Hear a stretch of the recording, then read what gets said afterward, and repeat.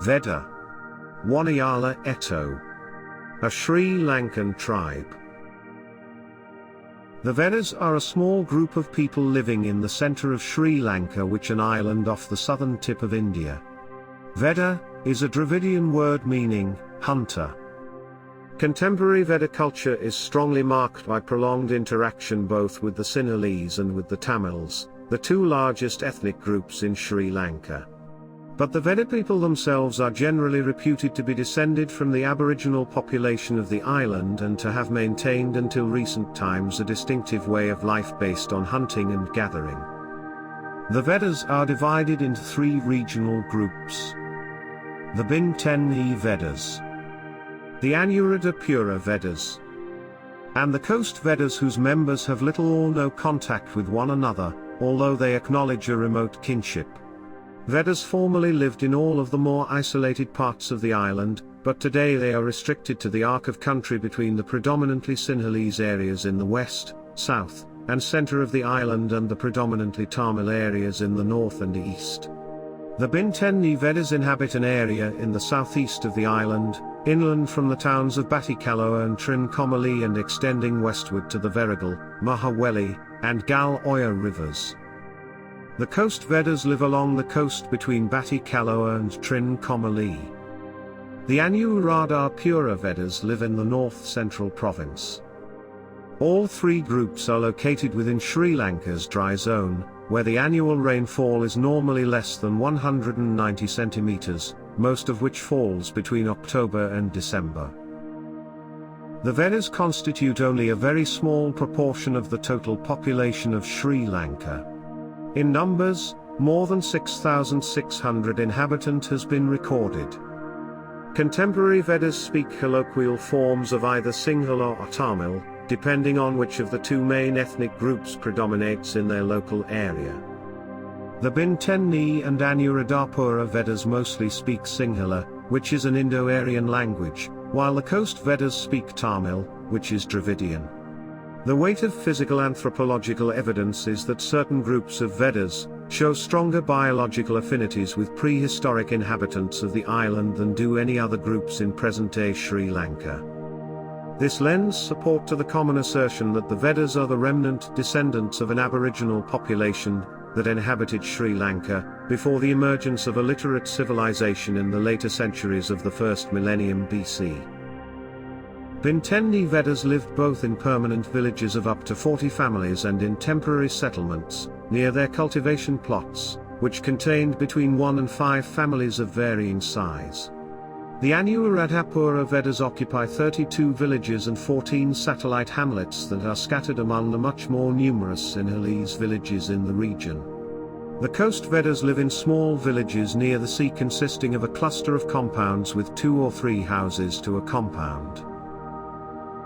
Some of the Bintenne Veddas are reported to have been cave dwellers formerly, but they were mostly living in huts made of wattle and daub or in more temporary shelters consisting of a wooden frame covered with animal skins, bark, and/or leaves. The Anuradhapura Veddas live in wattle and daub houses with floors of packed earth. Coast Vedda houses are simple huts made of plaited palm.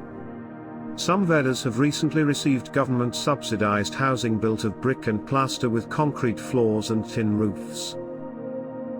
The Anuradhapura Veddas, until recently, have derived their living mainly from shifting cultivation, supplemented where possible by wet rice agriculture. Crops grown under shifting cultivation include millet, maize, beans, squashes, manioc, chilies, eggplants, tomatoes, and okra.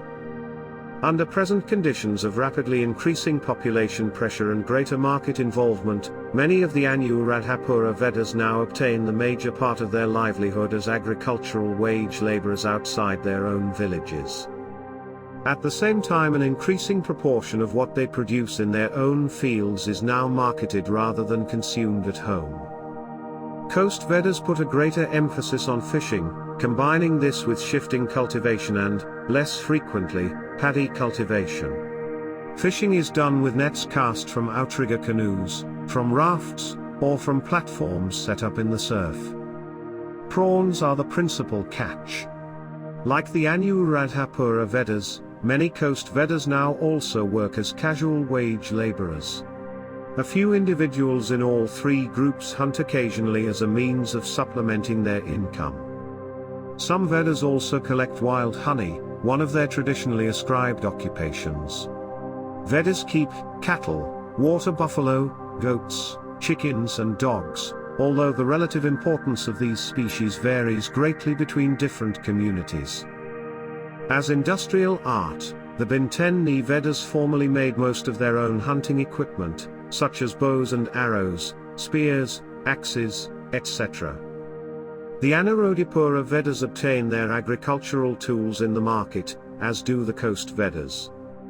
The Coast Veddas are, however, capable boat builders.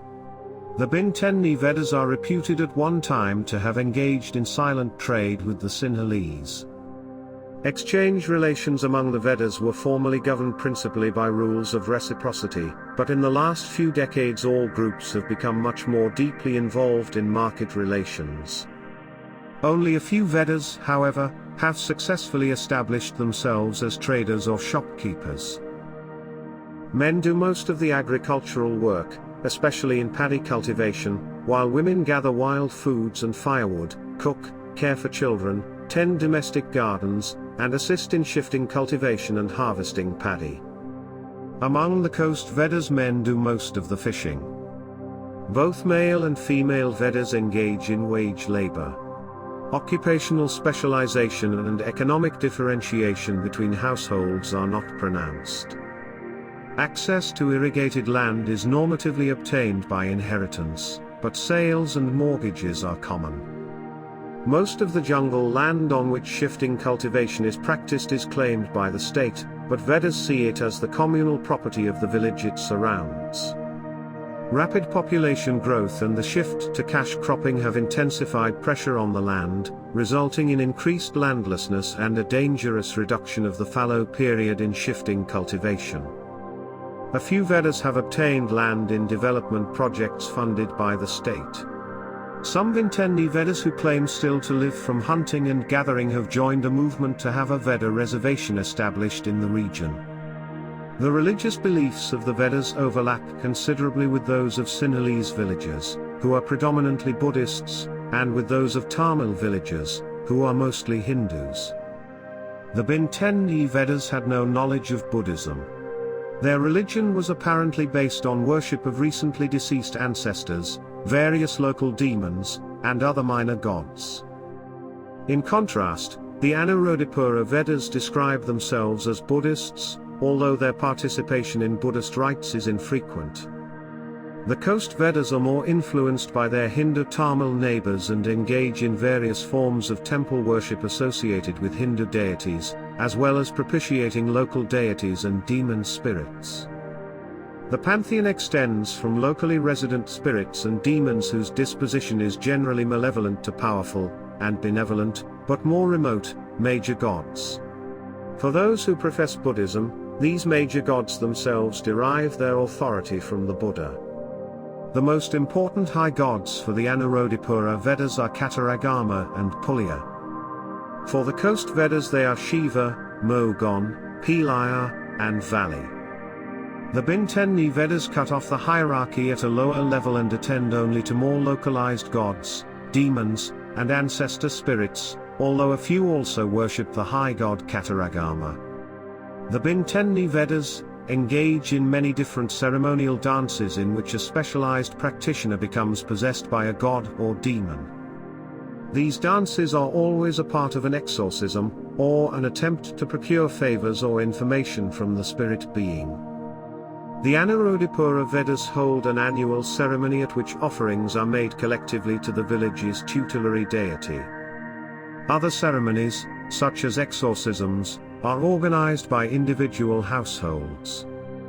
The Coast Veddas observe the Hindu festival calendar, but their most important rituals are locally organized possession ceremonies, which are conducted jointly by all concerned Vedda villagers.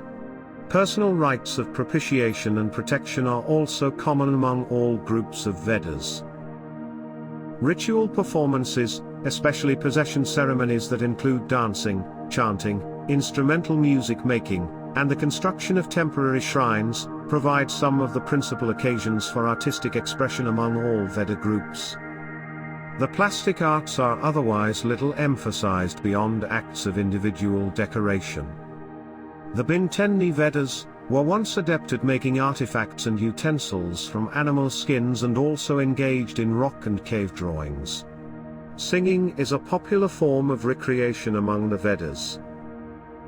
Persons familiar with at least some aspects of the South Asian tradition of Ayurvedic medicine are found among both the Anuradhapura and the Coast Veddas. They use herbal compounds to adjust the balance of humors in the body. Some illnesses are attributed to demonic possession and are treated by exorcism. Among the Bintenne Veddas, almost all illness was treated through ritual ceremonies. Many Veddas now have access to the free medical care, based on Western science and technology, that is provided by the state. Among the Anuradhapura and Coast Veddas, beliefs and practices regarding death are shaped by Buddhist and Hindu concepts of karma, reincarnation, and the transmigration of souls. The Bintenne and the Coast Veddas also practice rituals to propitiate and communicate with recently deceased ancestors who are believed to be able to influence events in the present life. This is about Veddas. Hope that you enjoyed the video. For more, please visit to our channel. We will meet again with another video. Thank you. Please don't forget to like, share and subscribe.